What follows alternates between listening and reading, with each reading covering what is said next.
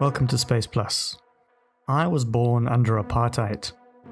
It was a planned, intentional, and ruthlessly executed system, born out of a policy of white supremacy and extremist zealotry. It wrought destruction on the lives and livelihoods of all South Africans, and the country is still reeling from its damaging legacy. I was still young when the regime fell, and grew up in an exciting new democracy with allegiance among fellow developing nations, many of whom had helped fight apartheid while experiencing their own liberation movements. So, my interest in politics isn't abstract, but for me, part of the fabric of understanding my world and the context I've been surrounded by. Space Plus is so named to emphasize that space as an idea is not a vacuum, but connected to all our human endeavors. And that includes politics. Space is political. And so is everything we do in space. So I'd like to cover that from time to time, as transparently and fairly as I'm capable of here on this platform. Please listen closely to my next conversation, which I'm grateful to have had with Sahba El-Shawa, an interdisciplinary engineer and space researcher with a fascinating story. She starts by describing her relationship with space. I was obsessed with the moon growing up. I still am. And I think maybe for a lot of kids as well, but I always used to think the moon was following me. Like I would look at it, I'm like, why is it, why is it always there? And I still have this obsession with the moon. I think it's a beautiful thing. I think it's also, a cultural thing. Like in the Arabic language, if you want to say someone is beautiful, you say they look like the moon. And there's just like these little things that foster this connection. But in terms of like actual career, I didn't really know I knew I wanted to be an engineer, kind of. I was also very interested in psychology. I was just curious about everything. I like to know how things work. And for me, space kind of represented this really big unknown. So something where I'm not just learning how things work, but I could potentially contribute to, understanding. And so I would say, like in high school, maybe, I came across the topic of aerospace engineering, and I was like, wow, I didn't know that was a thing that you could do. But there weren't any opportunities for me back then. So I actually grew up in Saudi Arabia. Like I finished my high school education there. And then I went to Jordan for university. I was born in Jordan, but I'm originally Palestinian. And just in our culture, it's not really like space exploration is not really a thing that we discuss. But it was also something that I think I gravitated towards because it was so unusual. And yeah, I didn't really have the opportunity to pursue it until I immigrated to Canada, which was, I would say, the start of how I started getting involved, like through student teams at university, working on CubeSats or suborbital rockets. And I actually got the opportunity to work with the German Aerospace Center during my undergrad. And that for me was like, wow, like I finally, I'm breaking into the industry. But at the time, I still didn't have my Canadian citizenship. And so even after I graduated, even despite all the connections and the network I had built, I still couldn't work in the space industry. And I would later realize that it's because it's the space and defense industry that there are so many security restrictions, whether it's, your nationality or how long you've lived in a certain country. Sometimes it doesn't even matter if you've lived there for 10 plus years. If you just don't have the right citizenship, you can't access these spaces. So I worked as a verification engineer at Intel for 2 years after my undergrad. But I still had it in the back of my mind that I want to get into the space industry. I really want to work on this topic. And that's when I decided to leave and go to the International Space University in France to do my master's there.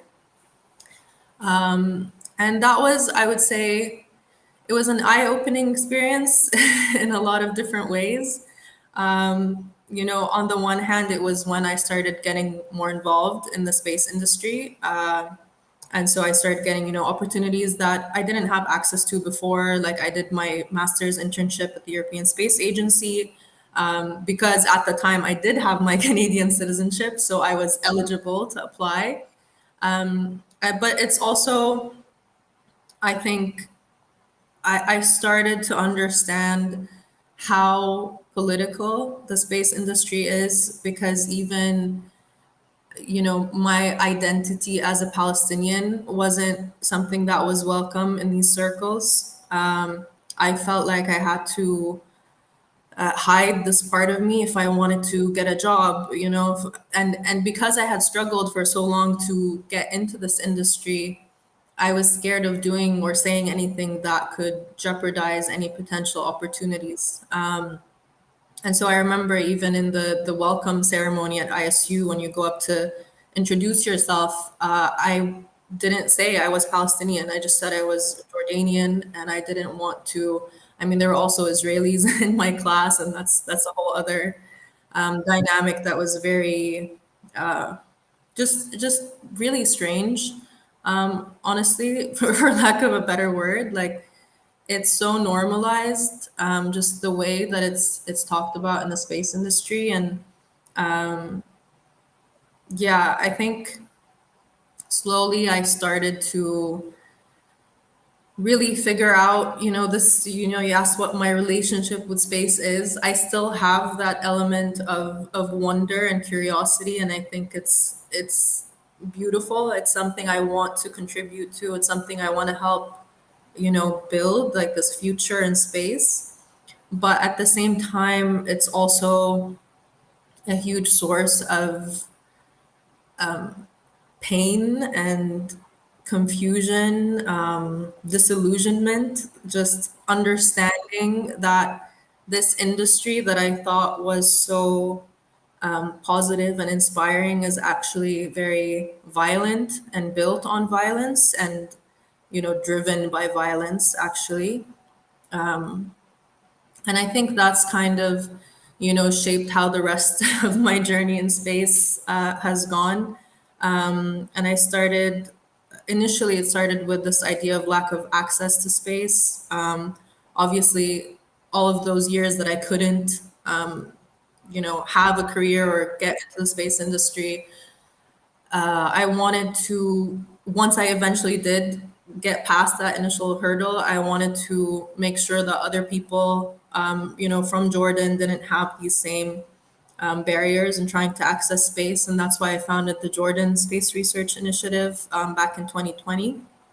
And it kind of built on my master's thesis at ISU, which was also focusing on the how do we bridge sustainable development with space for Jordan specifically? So for its high priority sustainable development goals, that like the challenges that need to be addressed in Jordan or the potential opportunities. And so that's what JISRI works on. So JISRI is the acronym for the Jordan Space Research Initiative, which also means it's an Arabic word that means my bridge, because we wanted it to be a bridge for Jordanians to get into space, but also kind of again bridging this idea of space and sustainability on Earth. And we do that through analog missions. So we actually the first few years we started with space design competitions for students and young professionals. So just kind of providing these opportunities for young Jordanians. And then last year we held the first Jordanian analog mission in Wadi Rum, which is the desert where all of the like the Martian movie and any space movie is probably filmed there. So that's kind of how it started, this effort to bring space to more people. And throughout the work with JISRI, it was open to both Palestinians and Jordanians, even our competitions. Of course, the parts of the competitions that happen in person, the Palestinian students couldn't attend. So that was also, a disappointing part of, trying to bring this to more people, but there's still these restrictions with, visas and how that all works. But I would say that was kind of the start of shifting how I wanted to approach space. Like I was doing that on the side, and still trying to, work in the space industry. And after my master's, I got my first real job in the industry where I was working on system AIT, so assembly, integration, and testing of satellites, of CubeSats.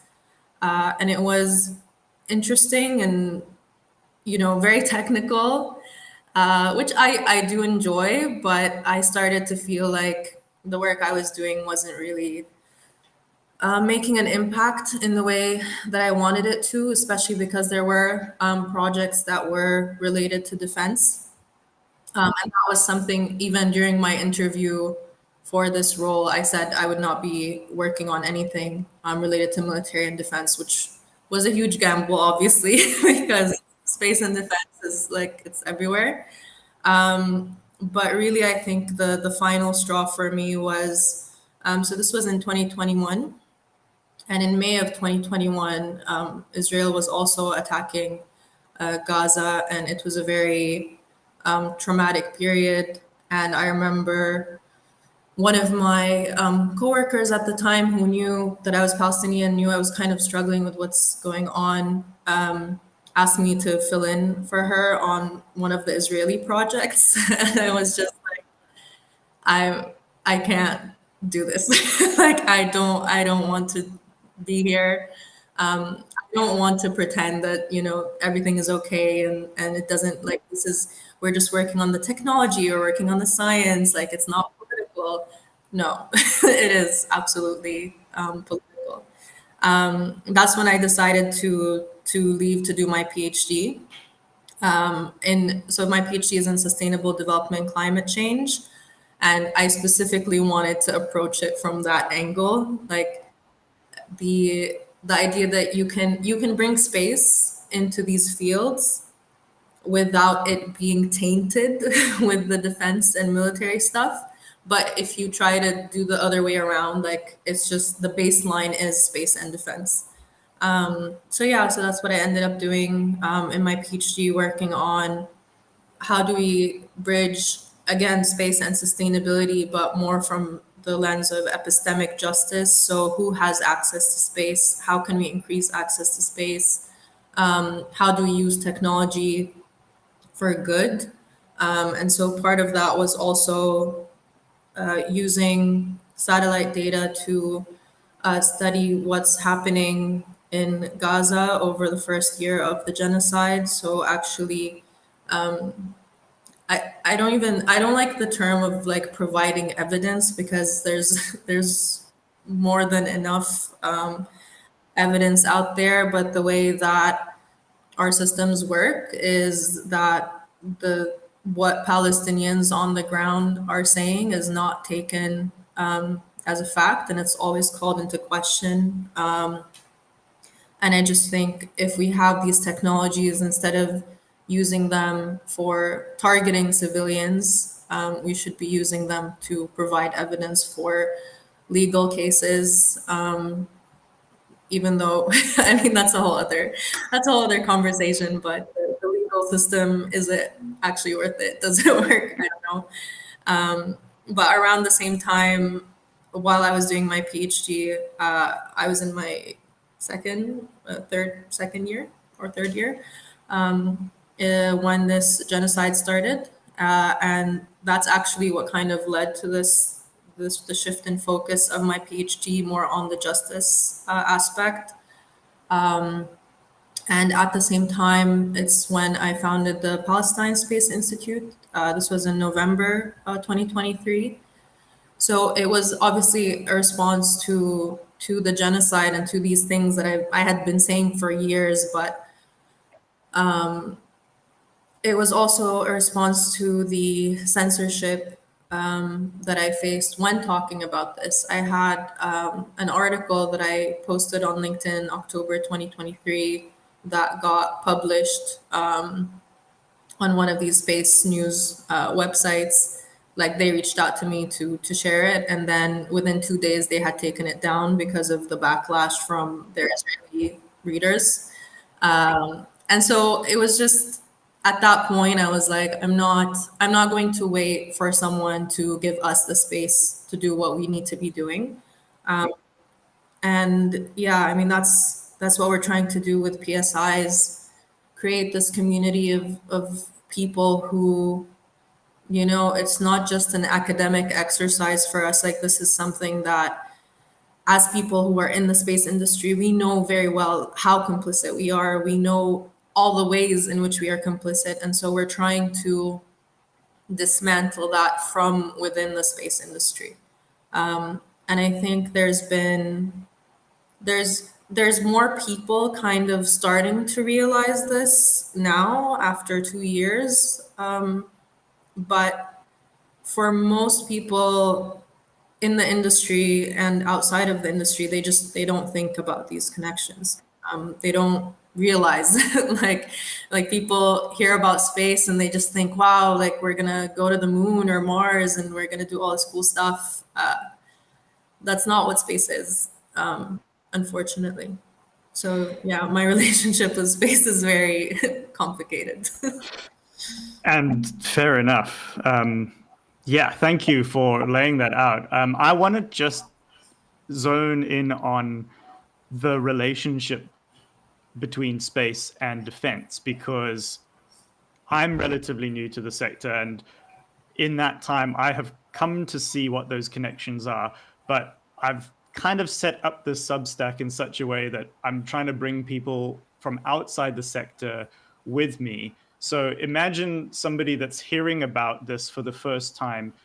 Can we talk about two things really? The relationship that you mentioned, the fact that when we say space, we often actually mean space and defense. I think that's probably not very well known. And then within that, separately but very related, is explaining what dual use is. Would you mind just sort of laying that out for somebody that's maybe hearing this for the first time? Yeah. So dual use is basically refers to technologies that can be used for civilian or military purposes. It's not something unique to the space industry. Like any technology, I mean, we see AI, being used in military contexts as well.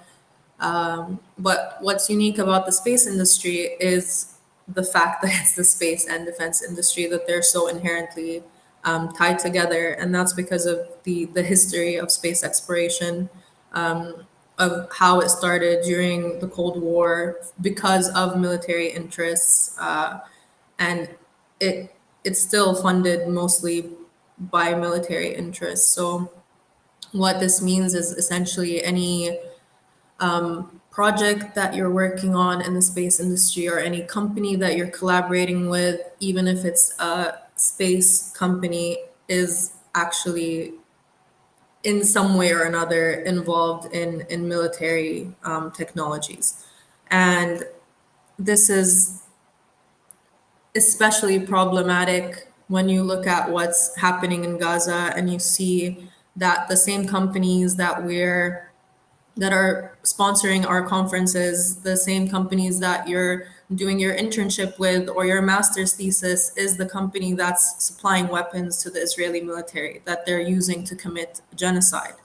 And so I don't see how once you know this connection, you can continue to pretend that this field is not political, or that this belief that science or technology is apolitical. Like this is not, it's obviously not the case. And so I think, like I said, I mean, it's not just the space industry, right? Like there's so many ties there. There was recently the report from Francesca Albanese, who's the the special rapporteur for Palestine in the United Nations, and she published a report on the economy of genocide and how there's so many different companies that are involved in not just enabling what Israel is doing in Gaza, but are actually actively profiting from that. And that's something we've been talking about as well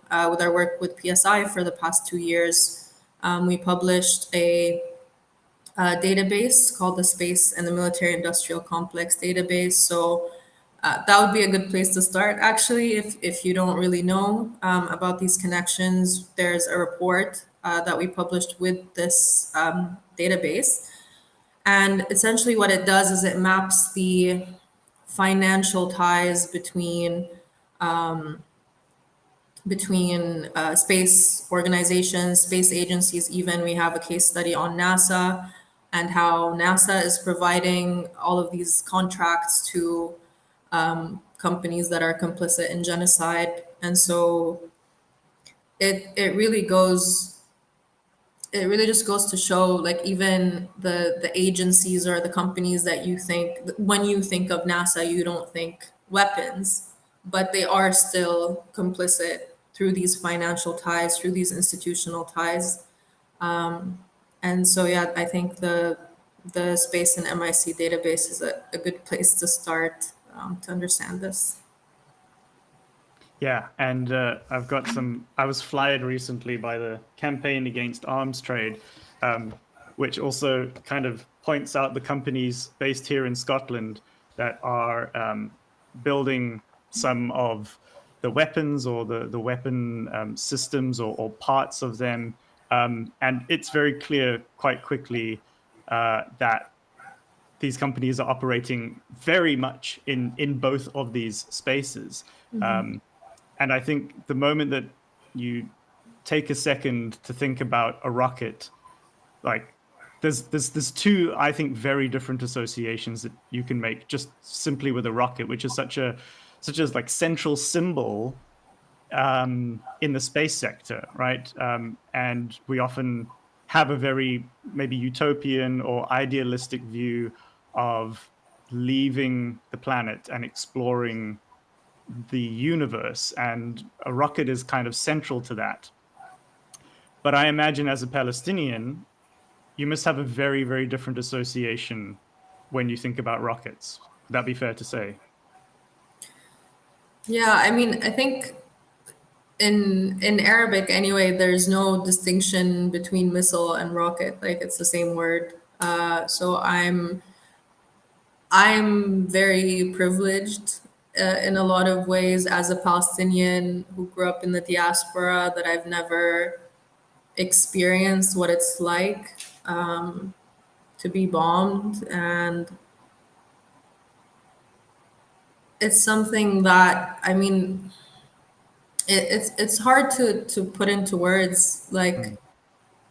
what it must be like, especially for a child in Gaza who maybe in another universe would have been interested in space, but for them, this a rocket represents, destruction, the death of their family, the loss of their homes. So it's not something that we all have, the privilege to think about in that way of, we're building rockets for exploration. And I think it's very, I mean, for me, this was even more obvious during very early days. I think maybe it was in November 2023 when there was the first Starship test.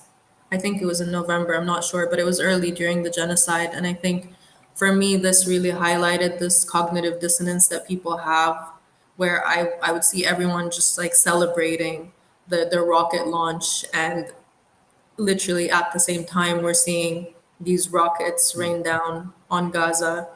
And I think this disconnect just shows how we're really, like, in the space industry especially, we're so divorced from reality. Like, people are so content to be working on these projects because they think they're driving I don't know, progress. Like we're building a future, right? But who is this future for? Like who are we actually who are we building this world for? Who's going to benefit from what we're doing now?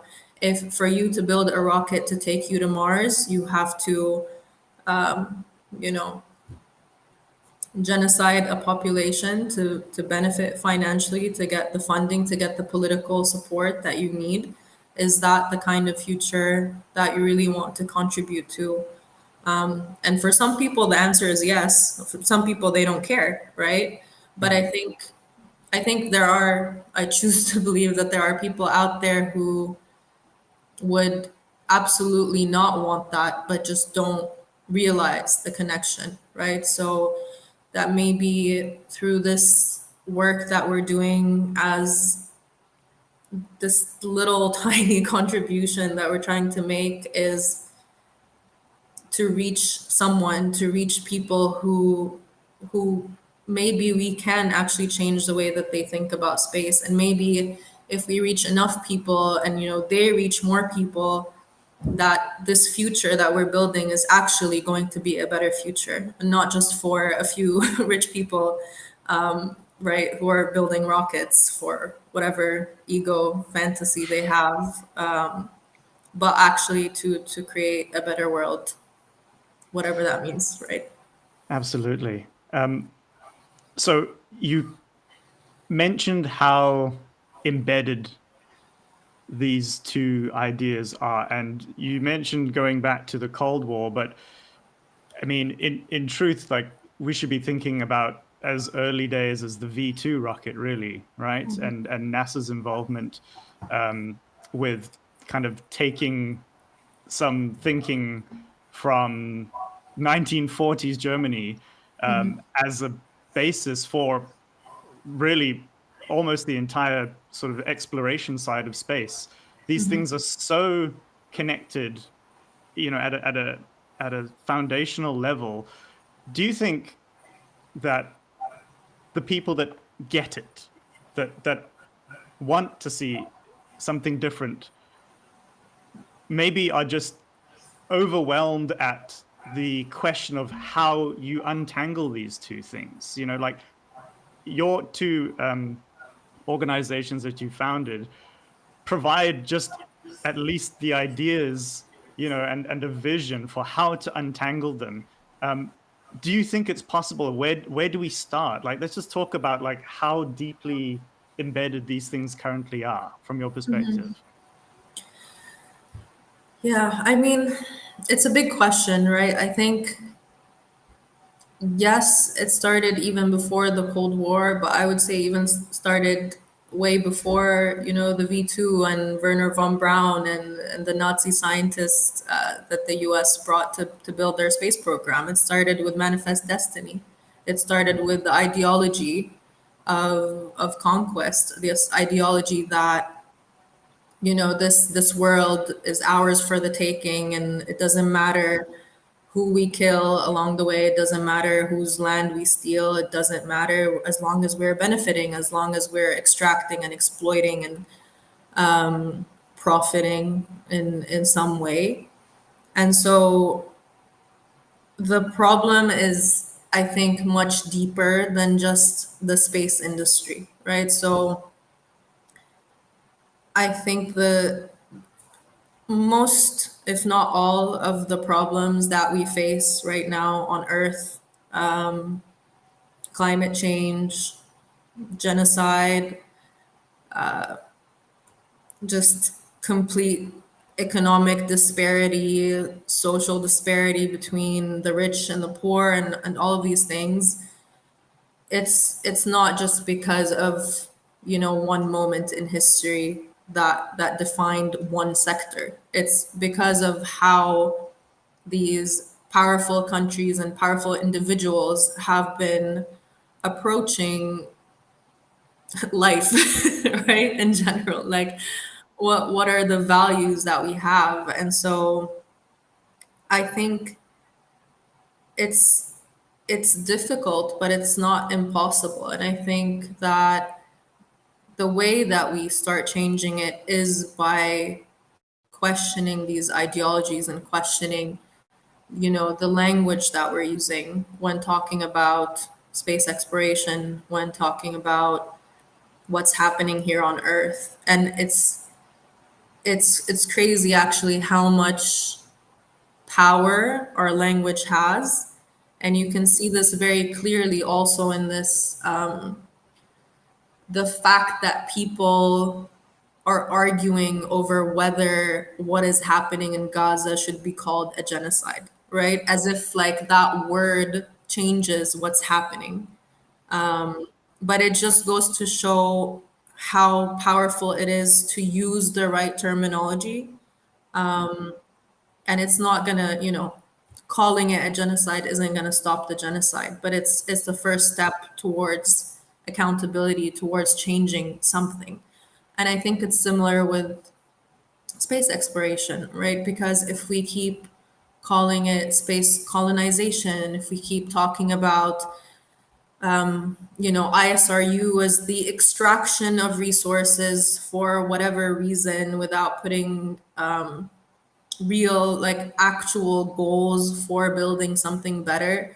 I mean, I always go back to this quote from Jeff Bezos, who said that his goal with the Blue Origin is to move all of the polluting industry off of Earth.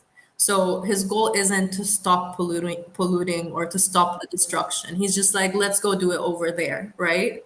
And that's the same mentality that, so-called first world countries use when they dump their waste in third world countries, because they think, well, as long as I'm good, it doesn't matter what's happening over there. But it's all connected. We all live on the same planet, and it's not something that you can just avoid accountability for. I mean, I think what we're seeing now is a huge shift in the way people think about, human rights and climate and everything, and especially seeing how even the concept of human rights is applied selectively, right? Based on where you are, based on your ethnicity. This is obviously not sustainable. Like, this has to change. And it's not going to change because we challenge the space sector, but it's part of this bigger system, and I think we need to challenge it in every way that we can. Yeah, and I think that's a really important connection that you made around language. And obviously, growing up in the global south like you, when people talk about colonizing, it just hits different. And there's just a lack of thinking about what that word actually means outside of the West. I mean, I was in a conversation this week where the analogy was still drawn to space being a frontier. And frontier is also a word that's packed with a lot of complex meaning. And I wanted to ask you, in response to that, moving away from that, looking at kind of indigenous, local, non-Western ideologies or ways of making sense of the world. In South Africa, we have Ubuntu. And actually, the first African in space came from South Africa and went on to champion open source software called Ubuntu as a result of a number of experiences that he had in space, which we can get into another time. But you mentioned Auna as something that was an inspiration behind your organizations. And I wonder if you could just tell me a little bit more. I know they're not exactly the same, but there is, I think, some resonances between the two concepts. And I'm very fascinated to hear that as a way of trying to just reframe the world, you know? Yeah, I think it's something that honestly wasn't a conscious driving concept behind PSI or Justity, but it's something that I think is embedded in who I am. So Auna is a Palestinian principle of, it means collaboration, literally the word. But it's basically this idea that we're all connected, but also we have a reciprocal relationship, right, with nature, with each other. It's about community. It's about not having the same kind of, I go back to like manifest destiny, this idea that I have to conquer and dominate, and that humans are the top of the the food chain, the top of the pyramid. I don't think that's something that it's not like a one-to-one, like we challenge this by doing this, if that makes sense. Like, I think auna as a concept is, as you said, it's similar to other indigenous concepts out there.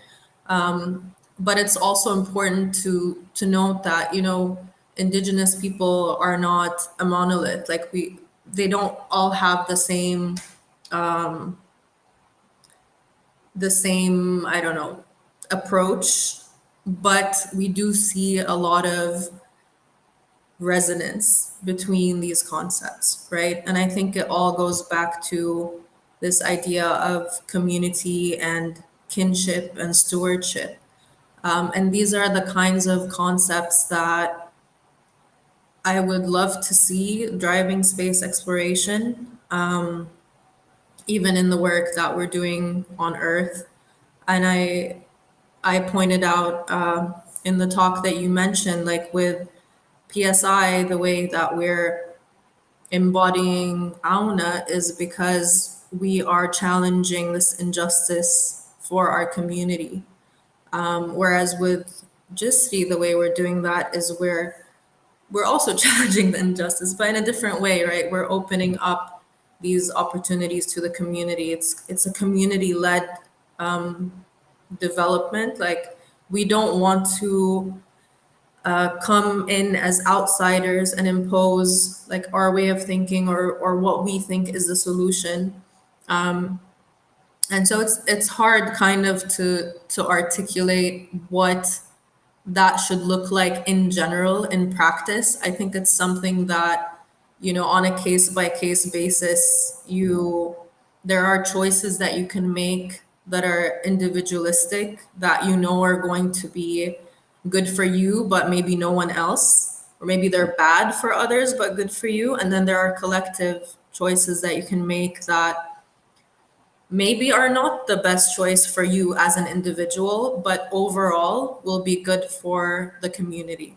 And so that's kind of the mindset that I think we need to have with space exploration as well, like moving away from this idea of, who's going to get to Mars first, like who's going to space first. Like, it's not about getting there as fast as possible. It's about getting there in the most ethical way possible. And I don't know. I don't know how to really, I guess, make it more mainstream to think that way.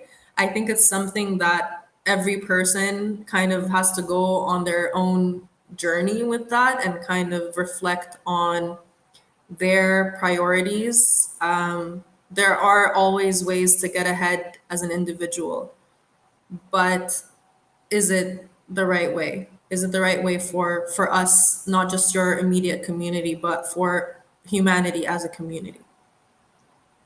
Yeah, absolutely. Um, I was at an air show that had a space sector inside it last year and went to the part where I remember going to air shows as a kid. And it was so exciting to see, all the jets flying around and that. And it just, there was just that dissonance just hit me so hard when I was watching F-35s and F-16s fly around, and the roar of the engines and the speed that they move and the maneuvers and all of that. I just had an utterly different experience watching that, and trying to tie what I was seeing in front of me versus what I knew was happening in parts of the world. So I guess you're right that people come to these things. They have their own, and it's not like I didn't realize these connections before, but there are moments that just smack you in the face, basically. And maybe people, like you say, are on different individual journeys at arriving at these points. And the more that there are voices that are pointing out these things, I think the better. And so I wanted to just ask you what your two favorite achievements have been with both of your organizations that you've started. What are the two things that you're like, I love these things, I'm so proud of this, more of this, please, you know? Um, that's a difficult question. I think so. For Gisri, it has to be the first Jordanian analog mission that we did, and this is for several reasons. I think the most the most challenging part of this was how how little support we had, to be honest.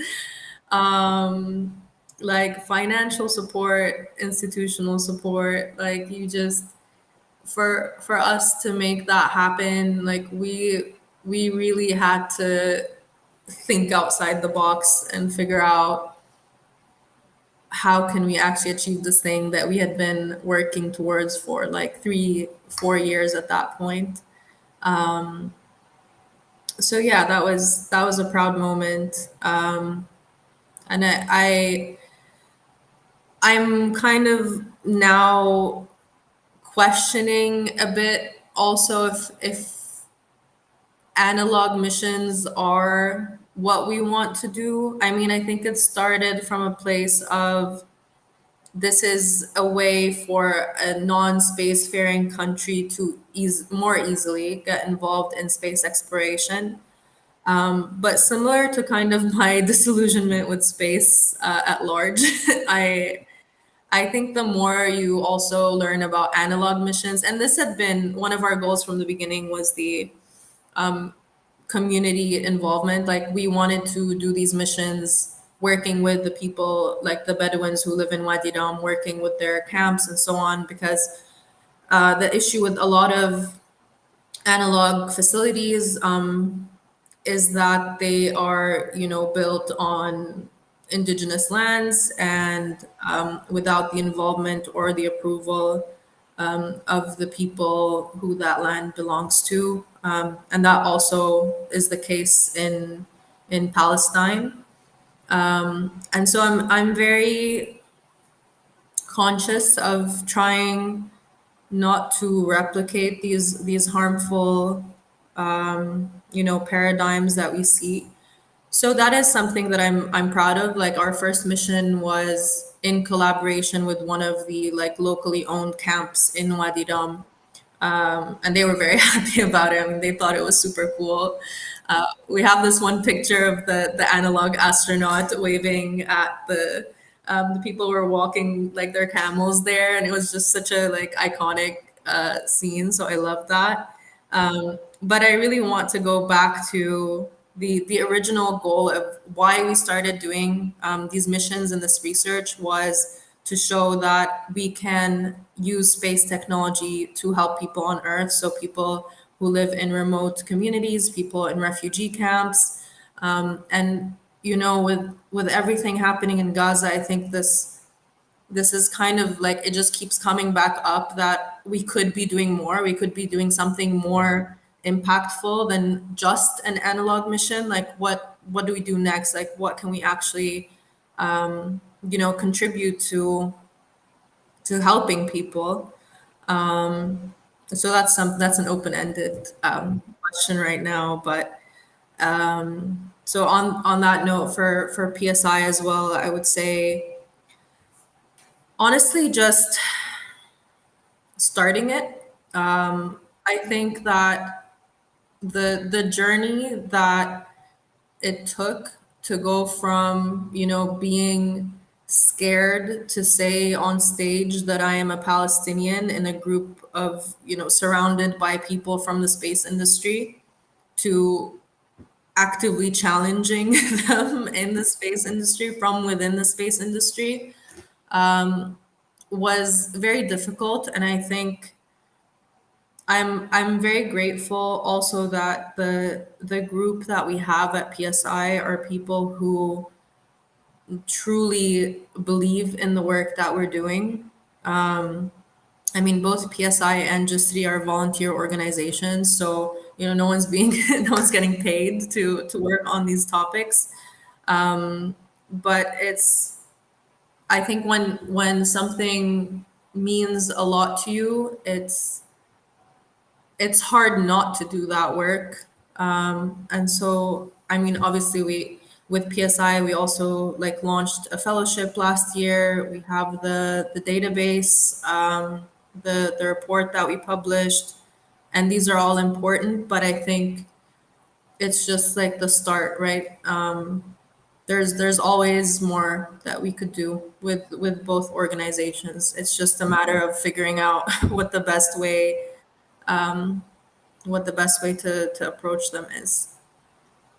Now, the fact that you have started them at all, that's already something to be proud of. You're quite right, and I'll be keeping a close eye on what you get up to next, because I think there's more to say on a lot of these topics.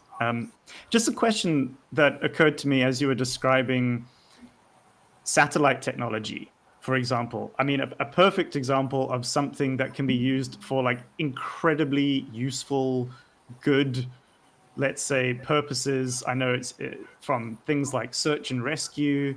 We now rely on satellite imagery to monitor the major sort of climate variables so that we can tackle things like that. Early warning systems for natural disasters. The list of things that you could mention that do wonders to improve life on Earth are probably unending. That exact same technology is also used for surveillance. I mean, by its nature, it is. And I was watching a space documentary that interviewed one of the leading Earth observation companies that said that they have a policy where if they are asked by the defense industry for something, they will never give them anything exclusive that they wouldn't share with literally any other organization on the planet. So they don't give a leg up to the military. It's almost like it's leveling the playing field of what's available. Now, that doesn't change, of course, how that same imagery is used. But I wonder what you think of that as a stance that a company is trying to take in order to walk this line. I mean, they're still getting paid for this data, right? And as we know, the funding that goes into defense is a lot higher than the funding that maybe a country in the global south would have that actually wants to use this data for climate mitigation or adaptation. So I think that's a way of making themselves feel better. We coined this term with PSI, space washing, and basically what that describes is similar to greenwashing, where a company will be like, we're contributing to SDGs 1, 2, 3, etc. And even defense companies do this, and so they're greenwashing the actual negative impact that they have. We see the same thing with space companies, right? That they use this idea of space to whitewash all of their complicity in everything that happens on the defense side. And I don't think that's as noble of a stance as they would like to make it seem. We've had opportunities in the past, especially with the Jordan initiative, like, oh, do you want to collaborate with Boeing? Do you want to blah blah blah? And yeah, we would have had a lot more money for sure. But is that how you want to fund your progress? Like, if your goals really are to use satellite data for good, but you're making your money off of selling it to the military, that's not a noble cause, really. And I think it goes back to, we were kind of hinting at earlier. We didn't really, we don't have time to get into too much, but the idea of legality and security and all of these terms that get thrown around as if they're neutral are obviously not. I remember one of the projects that in the company that I worked at before I left was they were building satellites for the defense, like a defense department for some government to monitor illegal fishing. And so for them, this was a very noble cause, right? Like we're helping, maintain the law and the order. And I had pointed out to them that, in Gaza, and this was before the current genocide, but in Gaza, like the Israeli military literally controls the waters surrounding Gaza. Like they don't allow Gazan fishermen to go in and fish. And even now, during the genocide, they are killing people for simply going into the water. So there's no such thing as, just security for a population or just something that's legal or illegal. Like the the lines are blurred very often, and so I don't think that even if it's framed as for security, even if it's framed as this is the fair way to do things, we have to be honest with ourselves, and it's just not, to me. It's not. That makes sense. I hear you on that one. I also want to ask about human spaceflight, just briefly. Some of the commercial flights that are now being operated, there's, I guess, an argument about trade-off, which is sort of what we've been speaking about almost this whole time, the trade-off between doing one thing at the cost of another thing. And it strikes me that the companies that are allowing more people from more backgrounds to have a really, objectively incredible experience of going into space and seeing the planet as one whole system. You can't see little borders. You can see the thin atmosphere.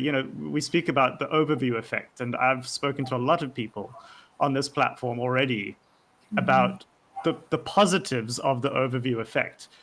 But you can't avoid getting to space currently, as far as I can understand, without some huge trade-off that sits to me at odds with what the overview effect is trying to achieve. Do you understand kind of what I'm trying to get at there? Like, I just wonder what your take is on, because you mentioned that space, at least the moon, looking up at the sky, looking at the stars, was something that was a source of inspiration for you. And I think that's true of everybody, and probably has been for as long as we've been humans. And from my understanding of talking to astronauts and people that have interviewed astronauts, that overview effect is real, and it's quite profound, and it does bring people back to Earth after their trip, excited to do something different. So, how do you feel about that trade-off? Does that sound worth it to you, or do you think there's something also ringing hollow in that philosophy? So part of my PhD was actually about the overview effect, and how we can use virtual reality to simulate it on Earth. And Frank White was my co-supervisor.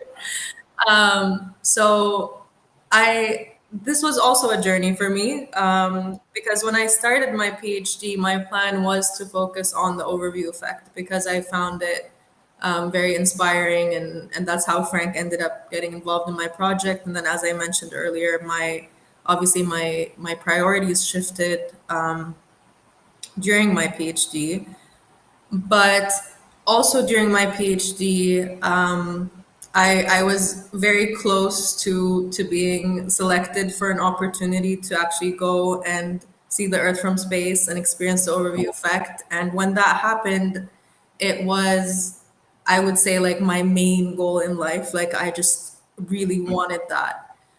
And I think the way that I feel about it has also evolved with everything else. I think even at the time, I remember thinking like, yeah, obviously I would love to achieve this dream, but also, do I want to achieve it with Blue Origin? Like, is that, do I want to contribute to that? I don't know. I don't necessarily. I understand why people want to experience it, but I also think it's a bit disingenuous to say that I want to experience it for the effect that it's going to have, because it's not like this revelation is, in a lot of ways, it's just repackaged indigenous teachings or things that we should already know, right? Like I want to experience it because I know it would be beautiful to see the earth from space. I know that I would, you know, love that experience, but I don't know. And this is something, you know, like I talk about in my PhD as well. I don't know how real it is that these suborbital flights specifically are having this kind of impact, or if it's more of this kind of self-fulfilling prophecy that now that the overview effect is spoken about so widely, and honestly, in a lot of ways, it's being exploited and commodified. I think that people go into it with this expectation that I am expected to have this experience, you know? And it's hard to say what is actually happening. I mean, I was more interested in like, can you actually measure some kind of shift happening in people's brains? I don't know, because I didn't end up doing that for my PhD. But I think it's a very interesting topic. I think it's something that I do think it's real that people have experienced this this shift in the way that they think about the planet. But at the same time, I think it's important to acknowledge that the people who first experienced this were also people who were from very homogenous backgrounds, right? They were white American military guys. And maybe to them, that was the first time they ever thought about the world being connected in that way. But for a lot of us, I think it's a given, right? Like I don't need to see the earth from space to know this. I would love to see the earth from space, but not to necessarily have a revelation of things that I already know. So yeah, I do think it's a really cool experience. I wish wasn't being sold to people. Yeah. So yeah, maybe VR is a good way to go to experience that. Absolutely, and VR is improving in such a way, and it can feel very immersive. And if you can do that at a fraction of the cost of launching a rocket off the planet and everything that comes with that, then we have to weigh these things up. This is the general theme. That's a very interesting take, and thank you so much for this whole conversation. It's been fascinating. And I just want to sort of wrap up by asking what people who are watching that are maybe, again, hearing about some of this stuff, learning about the work you've been doing for the first time, what have you got planned next, and how can people kind of follow along or get involved in some way? Yeah, so definitely follow the Palestine Space Institute, the Jordan Space Research Initiative. We have another round of fellowships coming up soon for PSI. We're just finishing up the first round of fellowships, so we're gonna have a kind of showcase event where the fellows will talk about the research that they did. A huge point that we want to focus on as well is, you know, what we're talking about, using satellite data to actually quantify what is happening, but also doing it in a way that is not, instead of having this kind of distance from what's happening, like how can we actually link it to what people on the ground are reporting, the eyewitnesses, the journalists in Palestine. It's a huge question that we're grappling with, and we would also love for anyone who has any ideas to reach out to us. We're very open to collaborate with like-minded people. And for the Jordan initiative, we're actually planning our next analog mission for this year. So if there are any researchers who work on topics related to space for sustainability, so whether it's in water resources, energy, anything that, I mean, check out our website. It's jsri.space. We have all of our research areas. We're going to be announcing more about this mission soon. But I also, you could just reach out to me. I'm always interested to hear what people are passionate about and how they want to contribute to the kind of work that we're doing. Amazing. Thank you, Sahba, for your time and for your insights. It's been really, really interesting conversation. Thank you so much. Thank you for inviting me.